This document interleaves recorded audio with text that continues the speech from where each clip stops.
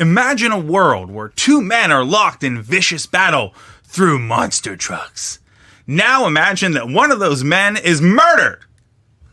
And now imagine that 15 minutes later, this murdered man comes back and dry humps his would-be murderer with the help of a giant fucking mummy.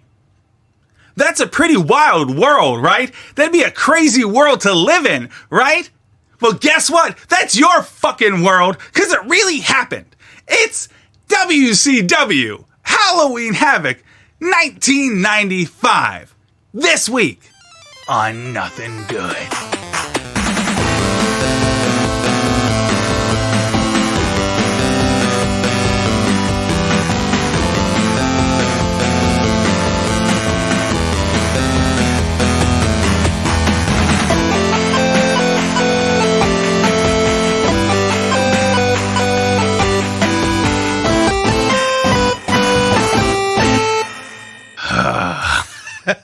What's up, man? Hey.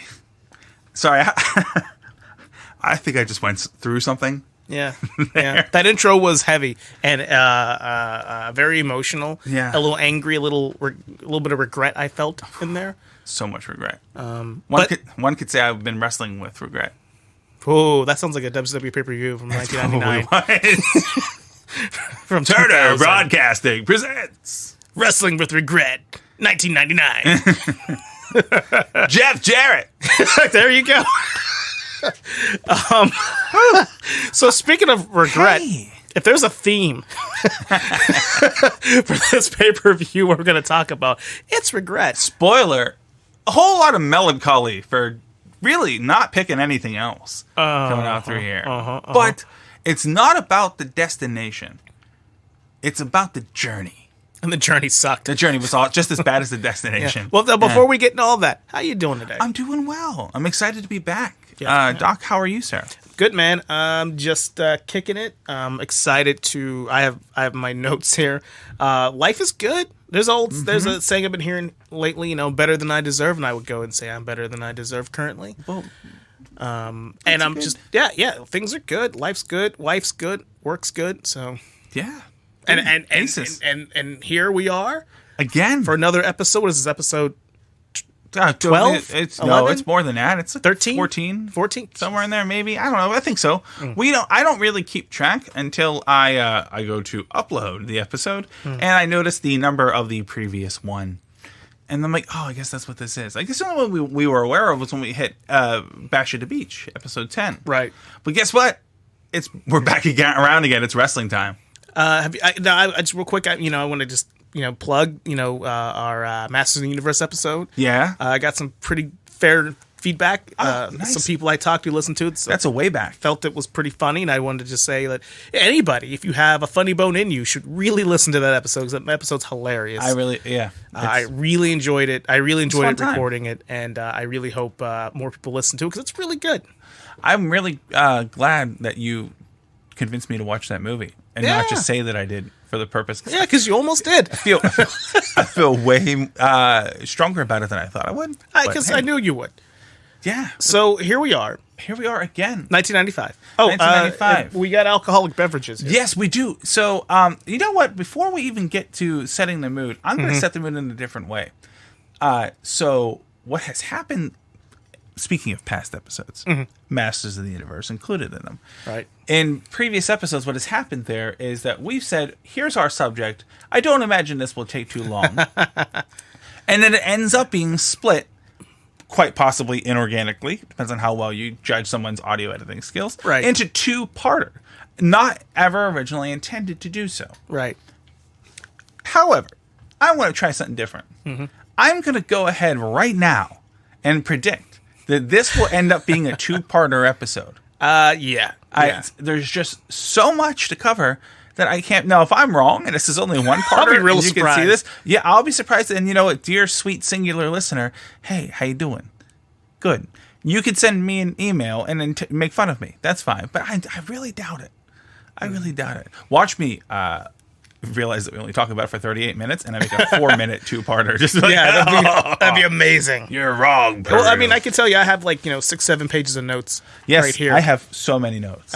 So, I mean, and the thing about this the show and the notes that I took, and I was actually explaining to this before we started recording, is that unlike you, I watched the whole show in one sitting, taking all my notes, and I found towards the end so much of my soul had been ripped from me, and my enthusiasm for professional wrestling and sports entertainment had been tainted to the point where my notes were getting so shallow and so meaningless because I had so little left to give, so few fucks left in me to give out to the world.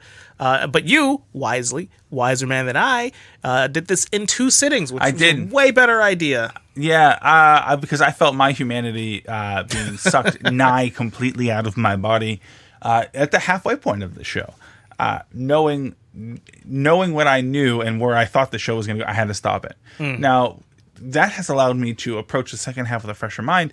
But if you don't think that my notes are absolutely full of blatant disdain for not only WCW, but for existence itself at some point. Man. Yeah, you're wrong. But the reason why I mentioned and called our shot right now, two-parter, is because, well, we are here at the end of October.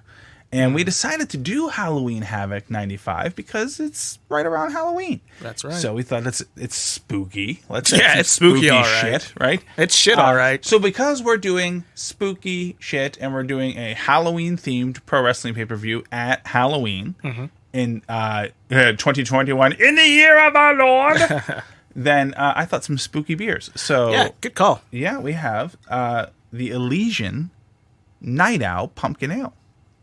Yeah, I haven't tried it yet. About to try it now. When you chose this out of the pack, you made a noise that I could not replicate. Oh, you're full of shit. Yeah, am I? What was it? Wait. He did this, guys. Imagine handing Doc a 6-pack, and he lifts a bottle out of the pack, looks at it, and makes this noise. It's okay. There's an owl on it. It's a night owl, and like I think of night owl, I think of night drive.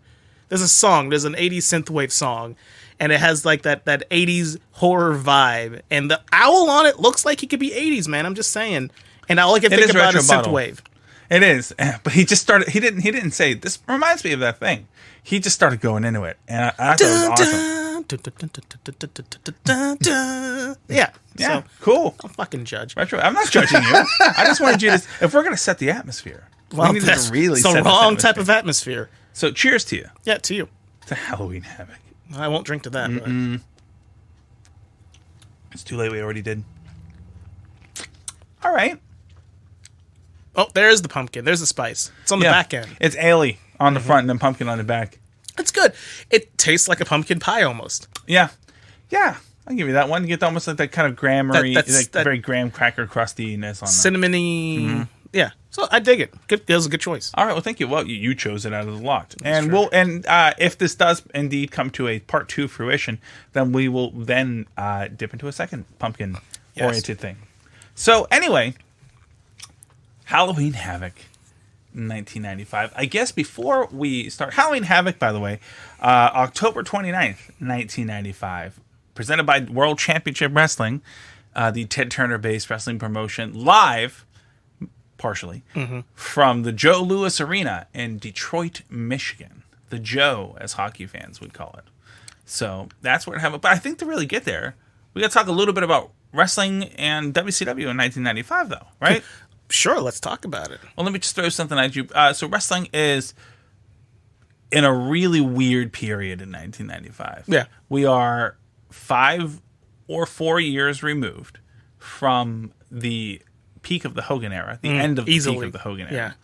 Yeah. Sting, for being good in WCW, never reached anything that was like, to write home about as far as the main popular money drawing guys. It was really interesting. Yeah. Because Sting is like the franchise of WCW. He kept that place going. But he's that's the thing about Sting. Like, you're right. Like, Sting, I think, I guess I've thought about this while I was watching the shows, that Sting, as big a star as he is, and he's huge world-renowned star, period. Yes. His image, the face paint, the crow Sting, the surfer Sting, the Joker Sting from TNA that we don't talk about, all of that, he is an icon, right? But as big as he was, Sting was never on the level of a guy like Hogan. Yeah, for sure. and which is weird. You feel like he would be, but he never was. I think it's interesting that in kayfabe, Sting has always been put on a near Hogan level, right? I think in actuality, Sting is, when you look at WCW as what it is that most of the people made their name in a different promotion. Mm-hmm. Hogan and WWF, Flair and the Crockett promotion, right? And brought that thunder to WCW with him. Right. And most of the stars, except Sting and Goldberg and Diamond Dallas Page, right? Or three of and Booker T to a certain extent. But Booker T, I think, made more money in Vince after. I'm sure. But I mean, that's like, okay, here's the homegrown WCW guys. But yeah, but the reason why I mentioned Sting is because Sting didn't really hold over. But in 95, we're not to the Attitude Era yet. That wouldn't get fired up for a year. But we're in a weird position in 95. Going in from the summer of 95 into the fall of 95, the World Wrestling Federation has their 1 hour show, Monday Night Raw, that's been running for just over 2 years at this point. And coming up on 3. Wow. And their champion is Big Daddy Cool Diesel. There you go. Who has been champion since November of 94 and will be champion until. That's when he beat Backlund. Yeah, he beat Backlund. Yeah. A few days after Survivor Series 94, and he loses it at Survivor Series 95. So, but that's on the other side. In the WWF is Bret Hart, who may or may not be very popular on this show. Right. Big Daddy Cool, the champion. Razor Ramon, Scott Hall, Shawn Michaels, Undertaker, Jerry Lawler, Owen Hart, British Bulldog. Right, a myriad of wrestlers. People come in and out all the time. Yeah. I think we were a few months away from even Farouk's debut at this point. You know what I mean? Like, 95. We're heading towards Shawn Michaels coming out partying. Yes. The Rumble of 96. Yes, for sure. That groundswell is starting for him. WrestleMania 11, he got over pretty good. Well, he made Diesel look pretty bad in that match at WrestleMania. He did. He made himself look okay. Yeah. So, wrestling's in a really interesting position because you think about just a year and a half later, how things would be so drastically different. In a year and a half, that's it. No, yes. So a year and a half after the show we're talking about today, wrestling is a completely different landscape. It's a different animal. But let's go back a year and a half earlier, just in WCW. Okay. We had talked about a time when we had mentioned in our archives, at our Bashing Bash at the Beach episode, we talked about Bash at the Beach 94. Right. Hogan had come in about 14 months before this. That's true. Yes, and he had come in, which was going to be, and though it did not make the immediate impact that WCW wanted it to make, Hogan coming in led to arguably the most important moment in WCW's history up to this point, September 4th, 1995, the debut of Monday Nitro. Live from the Mall of America. As Luger's debut. Yes, Luger. Re-debut, Yes, rather. Luger comes back after stiffing Vince after a failed run in the World Wrestling Federation. Well, it's failed as co-main event in WrestleMania. Look, I'm going to kind of put this out here now.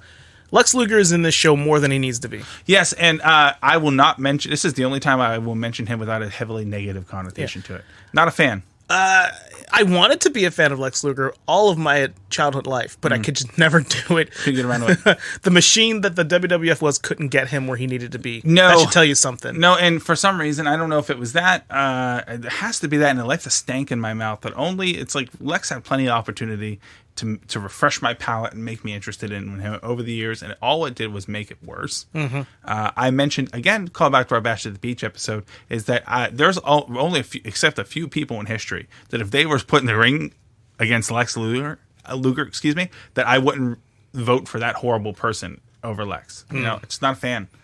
Not a fan, but that is his return to WCW, September 4th. Features such memorable segments as Hulk Hogan's Pastamania, his failed... Do you know what this is? No. You don't know what Pastamania is? This doesn't... I did not watch any... very little WCW, especially in 94. Well, this was... So, I didn't mean for this, the sidebar, but this is absolutely true and absolutely important for you to know. And I'm surprised you don't know this verbatim. I don't know this. So, I will post pictures on our Facebook when this episode drops. But...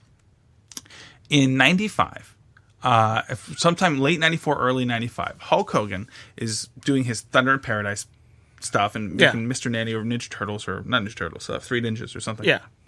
And his agent approaches him because Hogan wanted to get into endorsed products. Right. He saw what was happening at the beginning in the 90s. And let me rephrase this. This is a true story, right? Okay. That has been told by Hulk Hogan and partially corroborated elsewhere, right? Okay. So anything that might be inaccurate, it comes from Hogan. And so take that with a grain of salt, right? Okay, gotcha. But his agent approaches him with 2 endorsement opportunities. Okay. One is what would eventually be known as the Foreman Grill. So the Hulk Hogan crest or something on it, you know, the bench. I don't know. Yeah.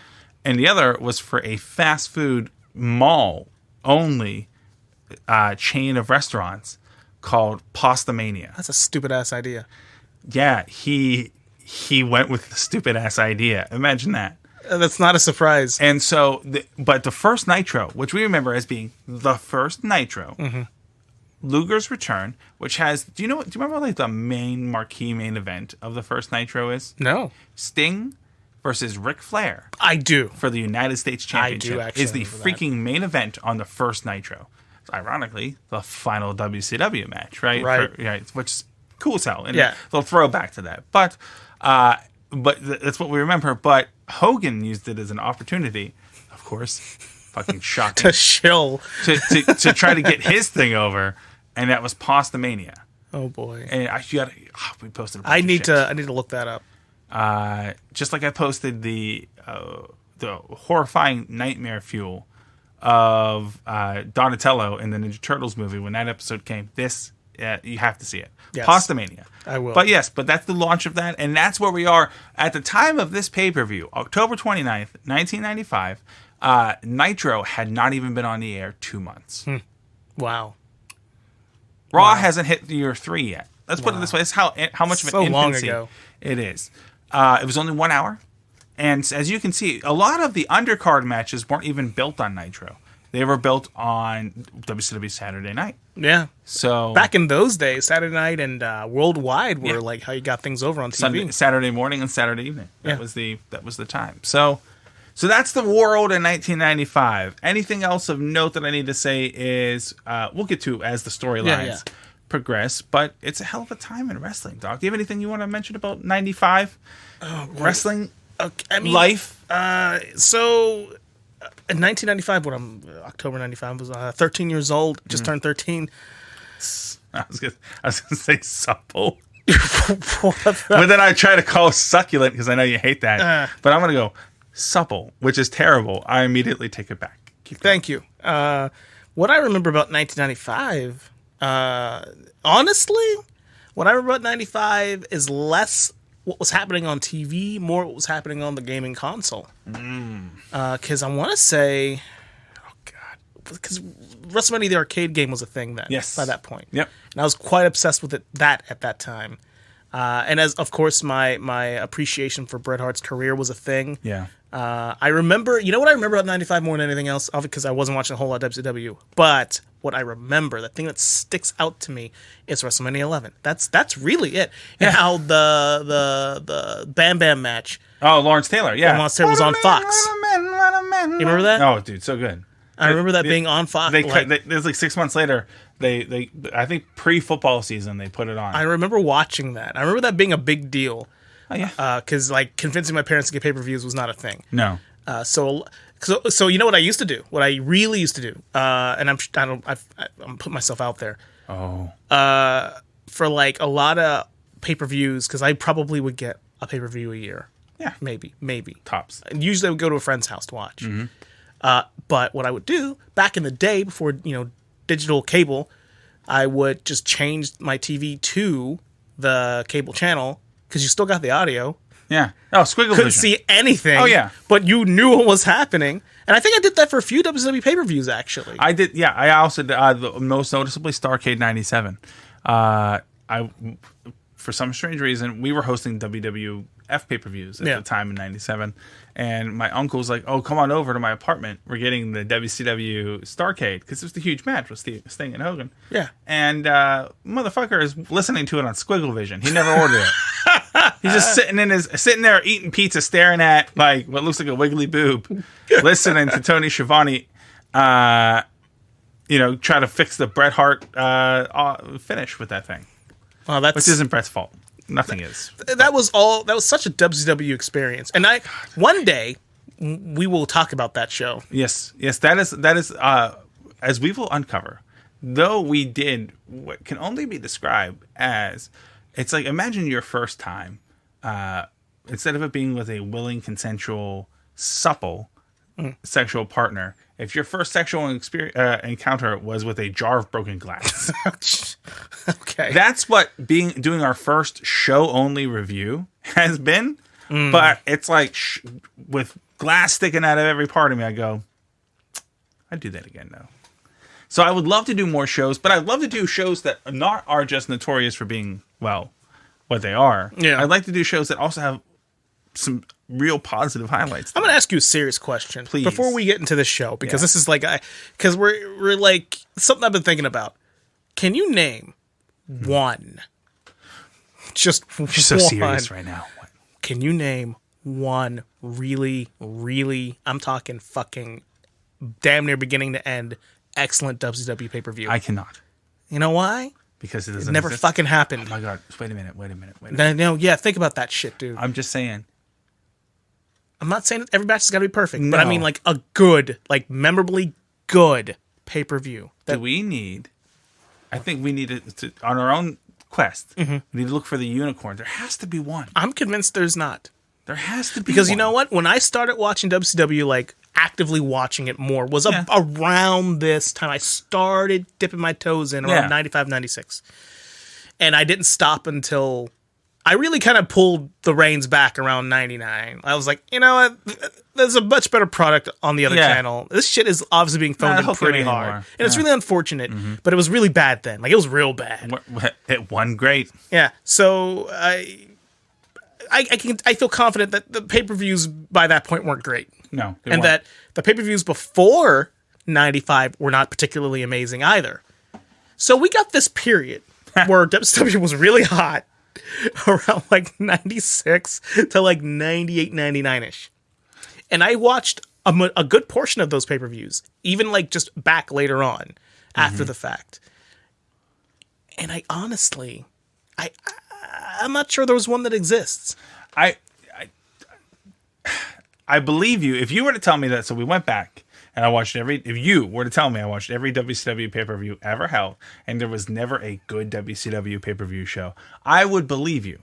But knowing that you haven't seen every one of them, I have not. I gotta feel like there's just certain pockets in WCW, and we've talked about it before, and we'll keep talking about it. And I think other wrestling companies that aren't actively mainstream today, like at TNA or something, they're guilty of this too. That there are moments of time where you just look at a snapshot of that roster, and you go, how the fuck were they not able to pull that off? Because look at how many, oh my God, top people.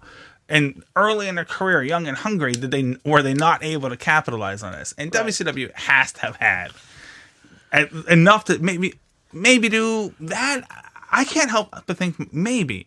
And this is whence Austin really came of age, right? Yeah. It was really difficult to justify buying a WCW pay-per-view that month instead of the WWF pay-per-view. So I didn't see a lot of every single monthly pay-per-view of the pre-Goldberg, post-Hollywood Hogan era. Yeah. But I kind of feel like maybe in there somewhere, like a random... And I'd like to think that you're right. A random June pay-per-view in 97. But I feel the biggest problem WCW has ever had is that it's not a wrestling promotion. Right? It's not. No. It's not. You know, it was a production. You know? It was a TV show. Yeah. That was, it's like the Elder Scrolls Online. It is neither a good enough TV show to be a real TV show, and it's not a well-run enough wrestling promotion to be a wrestling promotion. Yeah. But because it is both, it is neither. WWF, WWE is a wrestling promotion. It is a promotion. That's all it really is. It has become more, but at the core, what it is a professional wrestling promotion. Yes. Sports entertainment promotion. WCW, although at one point, you know, the NWA became WCW, but then like Turner brought it and all that stuff was happening. But the post-Crockettness. Yeah, it became just a TV show, effectively, that toured. Yeah, that makes sense. Because, like, sometimes you go back and like you watch some of this WCW stuff, even like Nitro. The production was great, but stuff that you could tell the people who worked behind the scenes weren't wrestling people. Yeah. They didn't know to catch things. It looked like a QVC show, shot by the same people that shoot the NBA. Yeah. And so there's quality there. But there's also, you're not getting... Like, you know what happens a lot in WCW, right? What? And this happened on the pay-per-view we're eventually going to talk about. Yeah, soon. But I promise. There's a point in the... There's a point in the oh God, what was it? The Sabu jail match, right?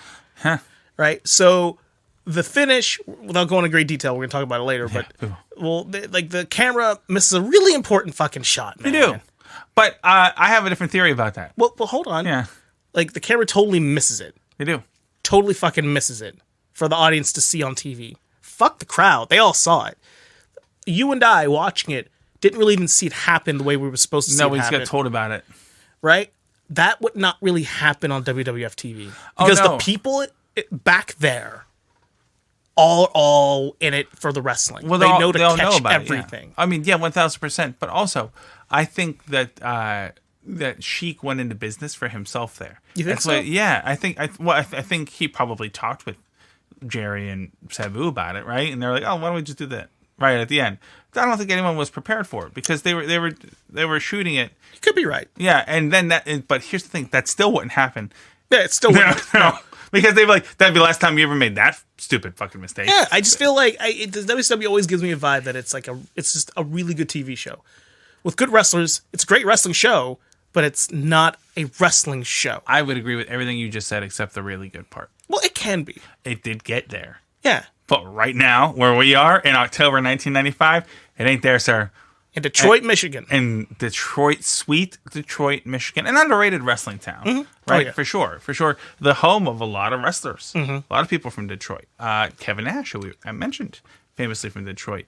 DDP, originally from Detroit before he started going around. But I guess are we ready to get into the show? Bischoff lived in Detroit for a period when he was younger, too. He was a Minnesota guy, too. You know, he lived in like Pittsburgh. He lived in Detroit. He lived in, he's lived all over, but he live in Detroit for a period. Yeah, well, good for Eric Bischoff, you know. And now he's, Wyoming or something like that? You know, just Cody, Wyoming, I believe. Oh, my God. Well, good for him. Yeah, for sure.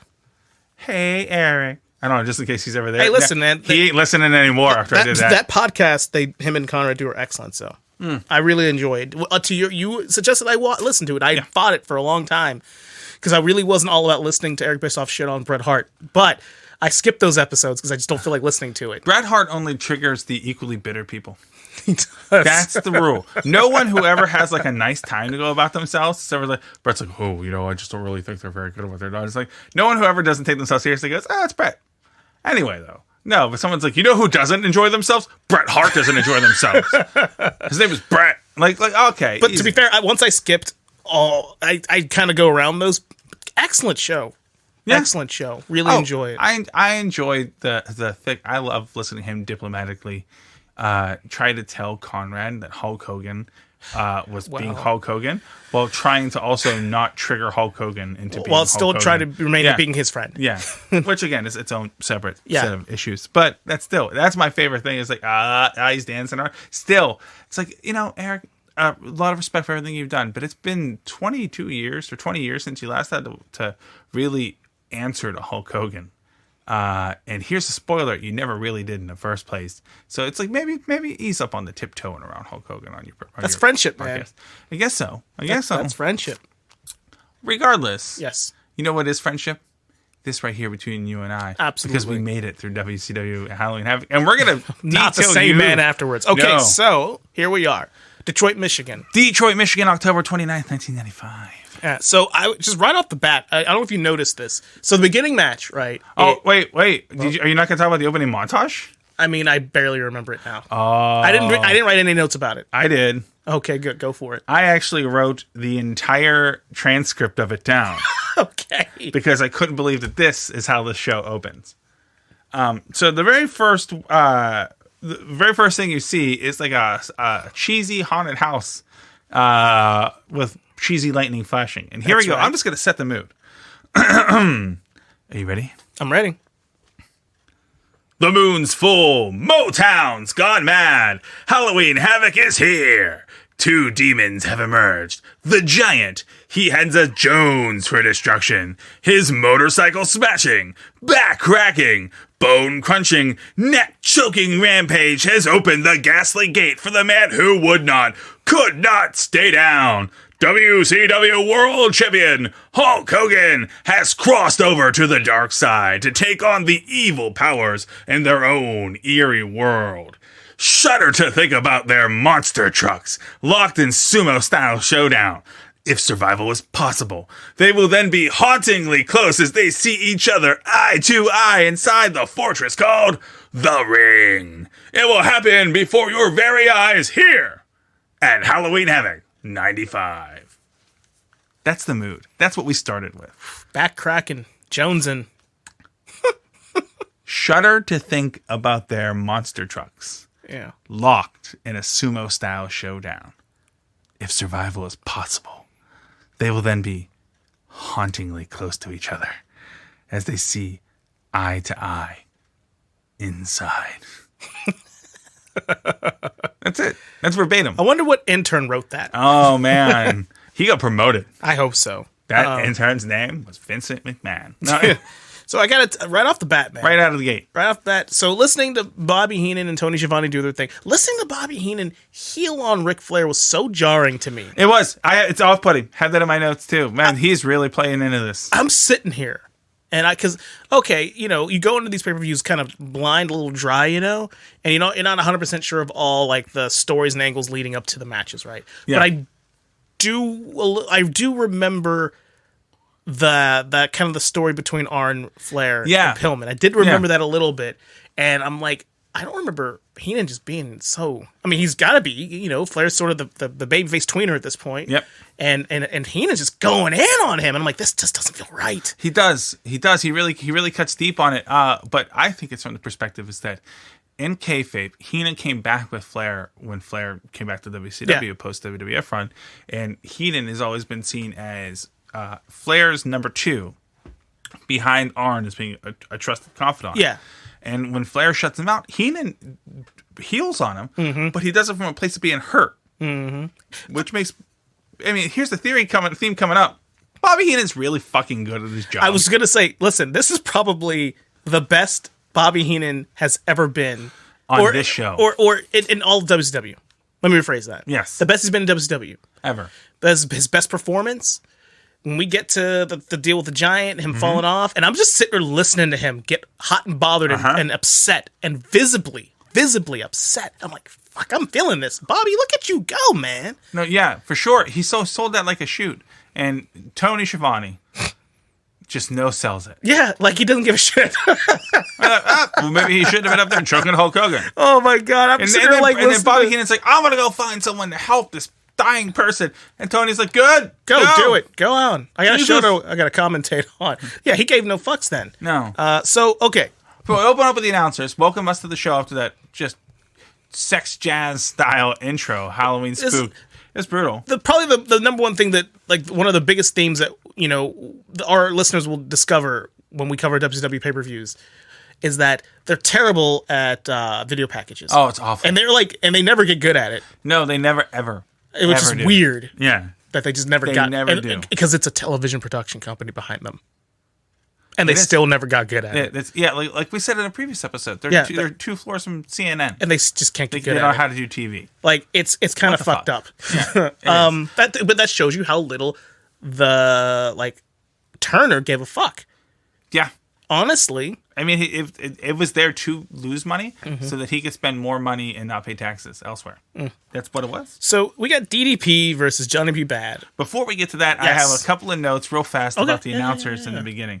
All right, so the show, though, opens with the announcers, Bobby Heenan and Tony Schiavone, and they're hyping up the battle of the sumo monster trucks. And then we cut to a segment on the roof of Hogan and the Giant doing it in the monster truck. So it immediately made me go, are we supposed to pretend they're going to be doing that all night? Or this is a quote unquote preview? They're in the middle of doing this. They were practicing, or they were warming the vehicles up or some bullshit. With chains, and they were driving each other in that whole thing. They're doing it. They're in the middle of doing it or something, right? Yeah. So then they're like, coming up soon. So now, put that pin in that. Like, are they still up there? What are they doing this whole time? And the monster truck is going to be in a building next to on the roof of a building next to the Joe Louis Arena. This is important that it's on the roof of the building next door. Yes. When they said the name of the building, I swear to God, I thought they said Hobo Hall. And they said it like 7 times. On the roof of Hobo Hall, 2 monsters. I'm like, whoa, wait a minute. What is anyone what's going on? So in it's like Detroit? the building had like a giant stick attached to it with like a knapsack with stuff in it. Like Hogan's gonna drive up the stick. He's gonna stick his stuff drive out. up the stick. No, it was. I thought it took me a while until I paused it and I went looking. That it was Cobo Hall or Cabo Hall. Cabo, something. Yeah. But I thought not hobo. I thought it was Hobo Hall when I'm thinking, man, the 90s were time. The 90s were time. But Hobo Hall, monster trucks. Heenan already starts off not only digging into Flair with the breaking news. Breaking news, fans.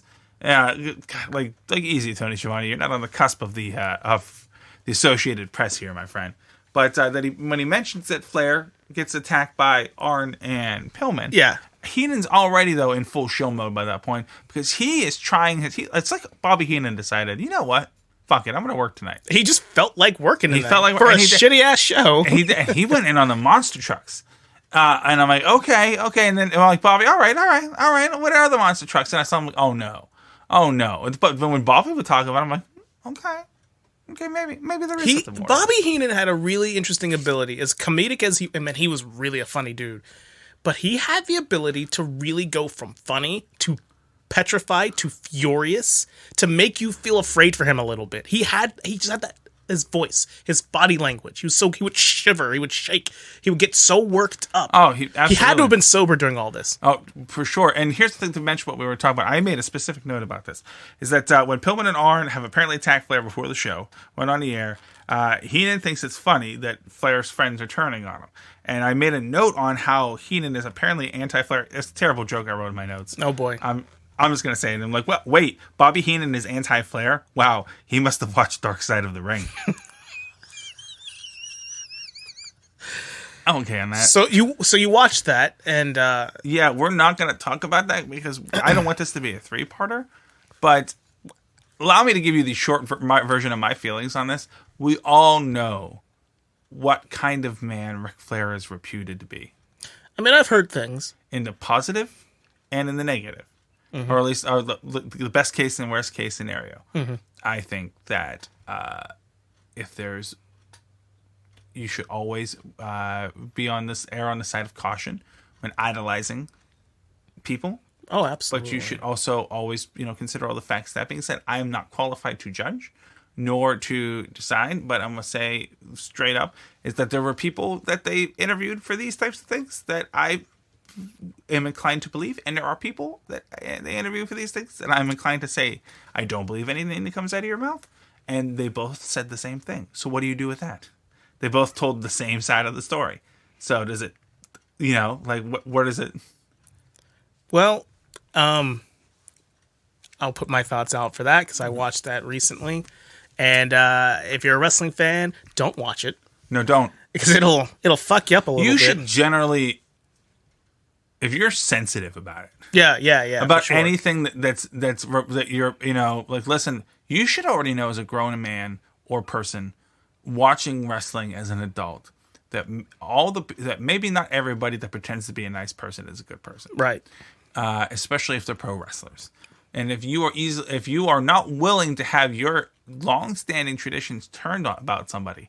Perhaps Vice's Dark Side of the Ring series is not for you. There's a reason why it's called Dark Side of the Ring. There is a very serious because it took me a while. It took me a day or so, if not longer, to really come to terms with what I watched and going, that's not the person I thought that he or she was. Mm-hmm. And but my feelings of this are this, and I kind of echo somewhat of what you're saying. Who am I to? I don't give a shit. Yeah. Who's gonna Who the care fuck what are I? we? You know. Yeah. But if that stuff is actively very true, fuck them. Yeah. In that regard, honestly, that doesn't change the legacy and the abilities and all that and the matches and the Broadways and the 60 minutes and the blah blah blah blah blah. But you can be one of the greatest in-ring performers of all time and be a giant piece of shit at the same time. You can be really good at your job, and be really bad at being a person. So hopefully, I think we should have a conversation sometime. Yeah. And it would be, and we're going to get into this to a certain extent when we have our inevitable Hulk Hogan episode. But I think we need to have a serious conversation about, do we as a society, as people today, and we're allowed to change. We can be one way tomorrow and the next way the next day. Do we, can we, do we, should we, and will we separate somebody, who they are, from what they do? You know? Yeah. Does the person you are while doing an action define the action, right? That's some grandstanding questions, but I think, not just Ric Flair, but a lot of pro wrestling stories. Oh, yeah. A lot of sports figures and entertainment figures in general. You know, yeah. So public figures in general. Really I think we could have a nice time talking about putting that through a lens. I did not mean to dredge all that up by making a opening of the show Dark Side of the Ring. That's about as serious as this episode's gonna get. And there we are. But here's the note. Heenan says, I think Flair deserved it because he's turning his back on his friends, portraying the hurt friend Flair doesn't talk to right now. Mm-hmm. And then here's the thing I made a note about it. Heenan then asks, how bad is Flair? Like, how bad is he hurt? Showing that he still loves him. Yeah. Like Heenan is still Flair's friend, which is like, yeah. Yeah, that's good. That's good storytelling. That's long-term storytelling. Because you know what? He's a pro. He's old school pro.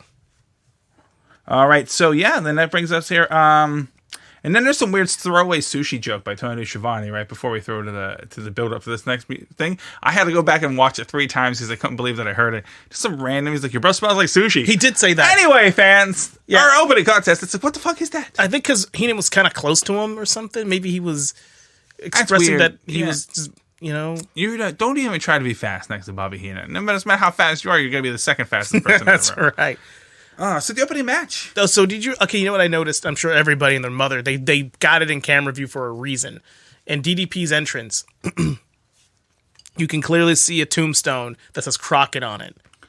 Did you see that? No. Oh my god, yeah. You know they have those tombstones, and like there was one that clearly says fucking Crockett on it. And I'm like, you know, that's a dig. That's not a there's no McMahon. There's no Vince. There's nothing. There's not even like a Jim Hurd or Bill Watts. Jim fucking Crockett Promotions. Yeah, man. You bought the company from him. Why you? That's like. It's like, and it's like clearly on camera. That's like you know McDonald's, right? When Ray Kroc, ironically, bought McDonald's from the McDonald's brothers. Mm-hmm. They tried to buy it back because they thought he was ruining the name, and he was at that time seriously considering changing the franchise's name for McDonald's. But when they came and asked him not to do that, he absolutely refused then at that moment to ever change the name of the restaurant again, just to dick out the people who used to be McDonald's. And that's the kind of attitude. It's like, yeah, sure, you sold us your company willingly, but you know what? Fuck you. That's the first fuck you for the night, folks. And that's for number 1. Oh, we're about to watch a WCW pay-per-view.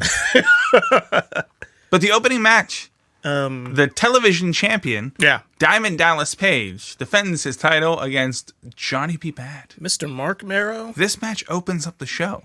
So I have some feeling. This match goes about 23, 25 minutes, something like that.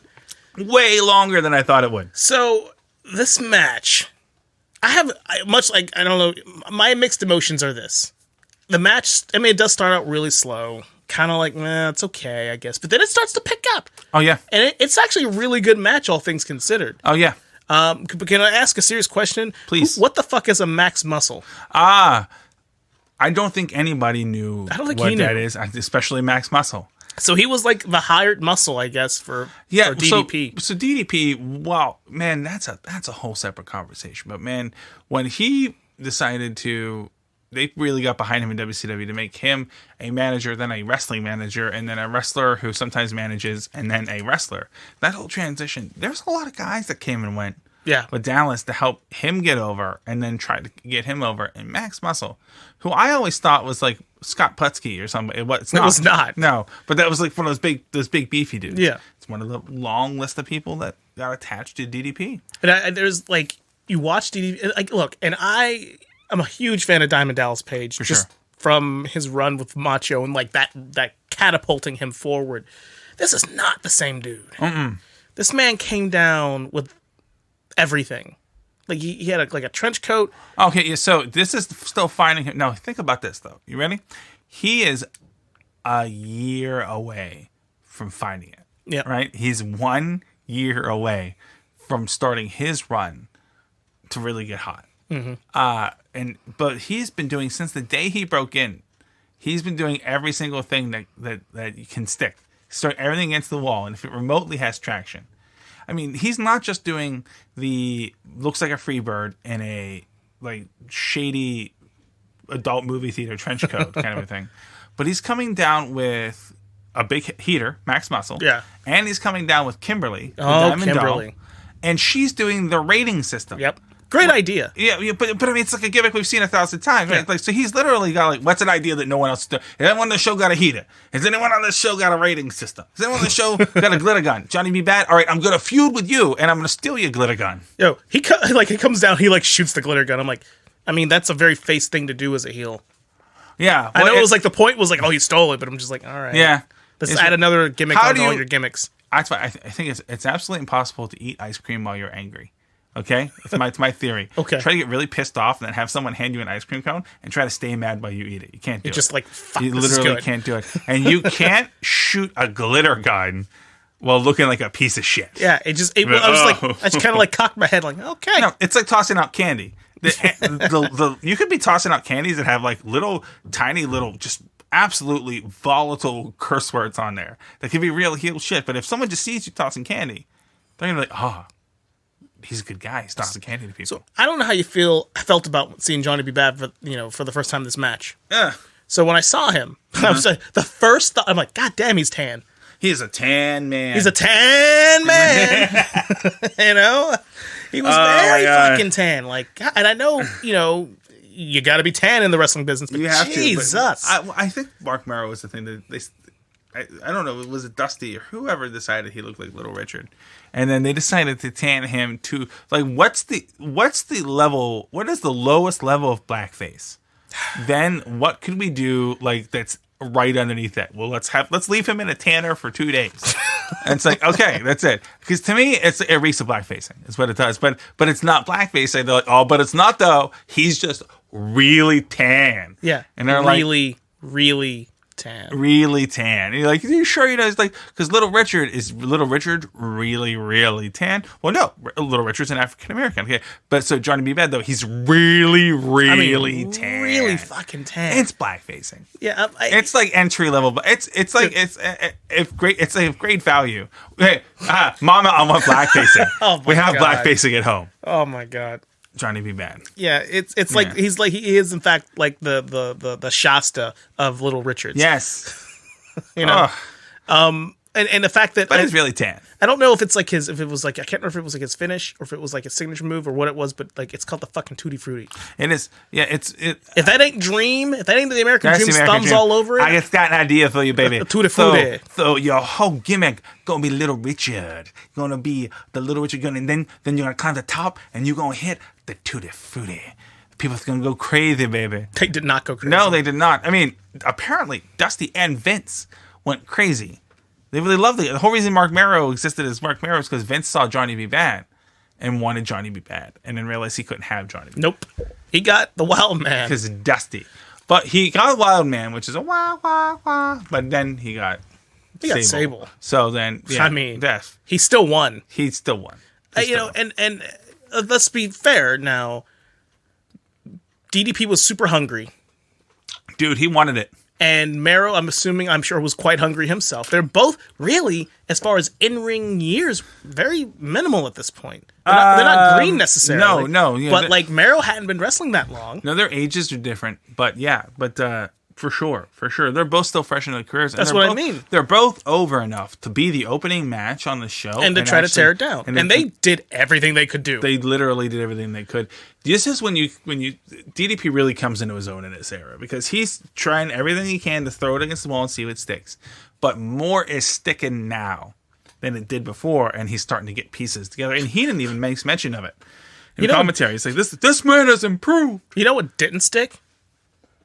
What? Diamond Dream. Did you catch that move? It's my favorite move in the match. You didn't like that? Let me tell you why. I've learned watching wrestling for decades of my life. If somebody hits a move, number one, I can't tell that it was a specific move that was important, and then the commentator, the play-by-play guy, has to explain what that move was, how he did it, what is a variation of, and why it's important, then it's not a good move. I mean, yeah. So Schiavone literally had, because you could he did it, was no pop. No one even realized he even did anything important. The move looked cool, but it was meaningless. I mean, I think that move, I have a note that it's, and I'll just say it now. First of all, for those who are paying attention, DDP, countered a hip toss. What? Pronouns, pal. DDP countered a hip toss into a DDT, and it looked really cool, and that Schiavone immediately starts calling into the Diamond Dream, which, for me, reeked that Dallas had coached Tony up before this match. I'm gonna hit this move. You gotta call it this. This is it. This is the next thing I'm doing, right? And he does that whole thing. But I think that move is ahead of its time. I mean, right? It's, again, I'm not saying the move is bad, but if you have to hit a move and then have the commentator immediately break down what it was like, because Schiavone was like, well, he turned this into this and then he made that. I'm like, oh, that's the move he did? Because you're why? Over-explaining it. Yeah. If you have to explain it, it's not good. You know what you don't have to explain? The Diamond Cutter. No, you don't, and that's true, and that's why that's why I got over, and why the Diamond Dream isn't. But I particularly made a note. I'm like, all right, DDP trying something that it's 5 years too early, at least, maybe 10 years too early, right? Yeah. Like if you're watching a match now and somebody pulls Drew McIntyre goes to hip toss, you and Drew McIntyre, and he's just the first person that came to mind, probably of course the he reason is. why, yeah. And he goes to hip toss Sheamus, and Sheamus catches with DDT, like, oh shit. But in 95, and it looked like maybe even a botch, which exactly on this show means it looks like almost every other move that happens in most of the matches. But you want to talk about 5-10 years too early? How about 7-8 years too late? Listen, I think that Mark Marrow gets kind of a bad rap. Yeah, I think honestly, had that dude come out about 7 years earlier, he'd been a megastar. Oh, late 80s. Megastar. And let me just say, if you're going to blackface Mark Marrow and try to give him a gimmick, right? Yeah. I'm going to pitch a different idea right now. And I'm just, as you said that, I'm now picturing the idea. Mark Marrow in 1988. Yeah. You give him like almost like the Eric LaSalle Coming to America gimmick, and you just give him like the Jerry curls, right? Or not even that, just like the wet hair that he has. Don't blackface him. Just give him that look. Let's not blackface anybody. No, we're not saying. But I'm saying give him that gimmick, like lead into the Coming to America thing with that style. Then you would be you'd print money. You'd print money because he was incredibly athletic. Oh, God. Incredibly charismatic. Yeah, he had a great look.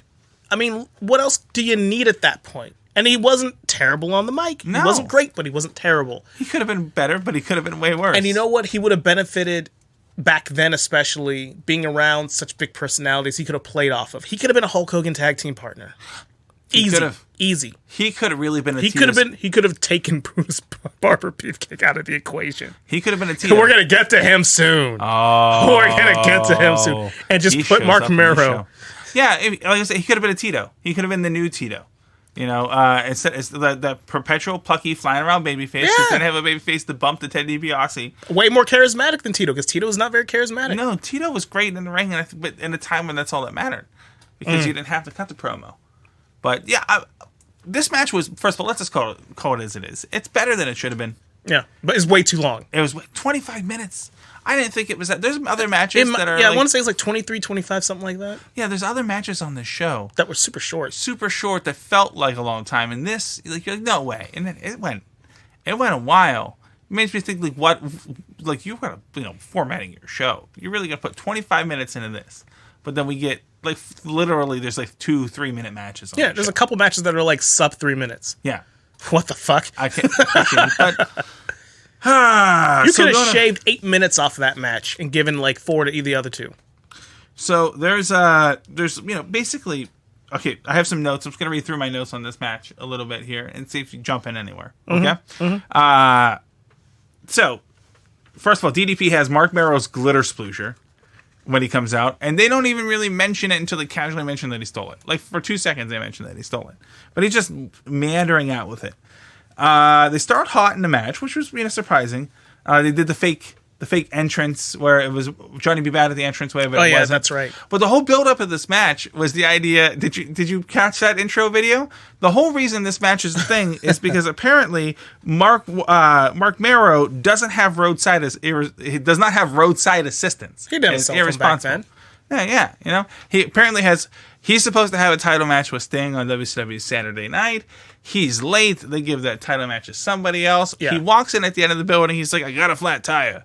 DDP's like, look at this bozo. 4 flat tires. Look at this bozo, huh? Yeah. And there's 4 flat tires. Yeah, Max Muscle gives the 4 flat tires. Yeah, and goes, I didn't say anything about 4. And it whaps him. And that's all we need to go. And then we go back and forth. So it's about AAA in this match, right? But it's also for the television championship. It's really about Kimberly, to be honest. I mean, it's 1995.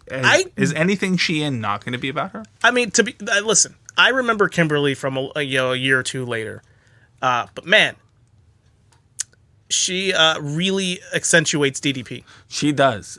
She really accentuates lots of things. He was punching up. He was swinging for the bleachers. Dude, he did, and he getting her. I'm not even sure how he pulled that off. No. I mean, I don't know. He's a big, tall guy who used to work at a strip club. I'm sure he's got a lot of tricks. When you put it that way. Yeah, I'm sure there's a lot of positives. But Kimberly was fantastic ahead of her time. Eventually would lead the Nitro Girls. Exactly. So which led to HBK finding his wife, Booker T finding his wife. There's a lot. And I think the Nitro Girls taught me a little bit about myself, too. I think they taught a lot of us gentlemen about ourselves. They used to come on at the 9 o'clock hour and, get out of the room. But, yeah, the match goes fine. But it's, so...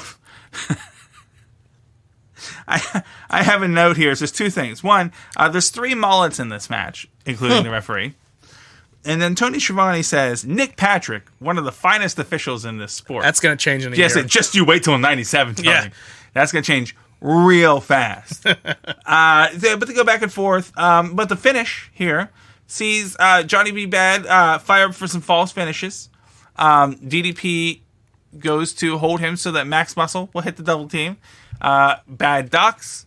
Max Muscle nails DDP. Johnny B. Bad drop kicks Max Muscle and pins DDP. So, and this is, again, another theme for this show, is that there's a lot of finishes that are just lame duck finishes, and this is one of them. I think literally every single one. I kept going like, oh, good match, decent match. That's the end. Just like that. Yeah. Like, it ended... And I see what they were trying to do with it, but for a match that picked up steam so well and was so, like, false finish and moving around in high spots, for it to end like that was so, like, okay. That, like, deflated me a little bit. Yeah. It just kind of, peters out there.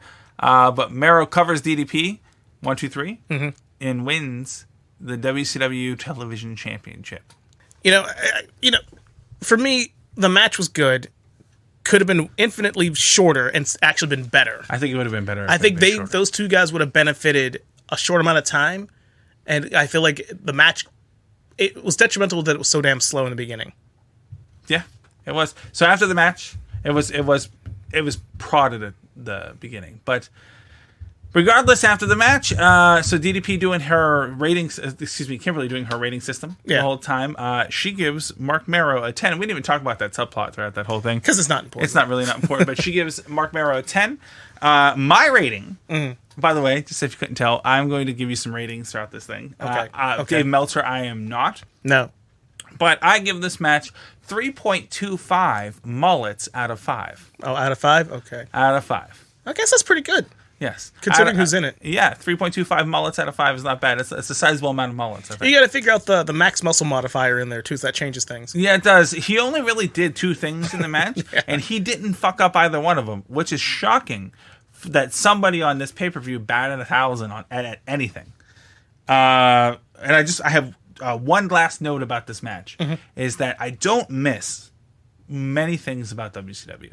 Like very few things could I ever miss. But what I do miss is that WCW post-match recap by either Heenan or Zbyszko. Yeah. And in my head, I hear them over like the Cruiserweight matches back in the day when you have Rey Mysterio's dun, dun, dun, dun.